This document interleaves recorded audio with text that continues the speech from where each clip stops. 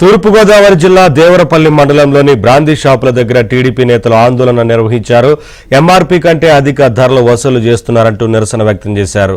Belt షాపులు ఏర్పాటు చేసి అధిక ధరలకు మద్యం అమ్ముతున్నా ఎక్సైజ్ అధికారులు పట్టించుకోవడం లేదని ఆగ్రహం వ్యక్తం చేశారు.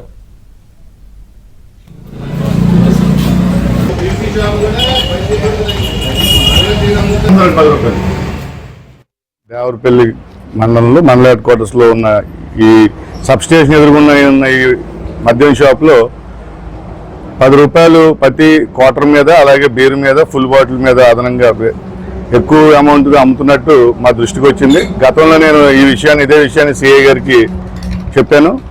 దాన్ని కంట్రోల్ చేయమని చెప్పాను. ఆయన దానికి ఎటువంటి చర్యలు తీసుకోలేదు. ప్రజల దగ్గర ఎక్కువ డబ్బులు వసూలు చేయడం, ప్రభుత్వం నిర్ణయించిన ధర కన్నా ఎక్కువ అమ్మటం ఇది తప్పుగా మేము భావించి ఇక్కడికి వచ్చి వీళ్ళు ప్రశ్నిస్తే వీళ్ళు మేము మా ఇష్టం, మీరు ఎవరు మమ్మల్ని ఆడడానికని వీళ్ళు ఇష్టరాజ్యంగా మాట్లాడుతున్నారు. వీళ్ళు డిపార్ట్మెంట్ కూడా ఇక్కడ లోకల్గా ఉన్న సిఐ గారు కానీ ఎస్ఐ గారు కానీ నేను ఫోన్ చేస్తే వస్తానని చెప్పి ఫోన్ కట్టేశారు.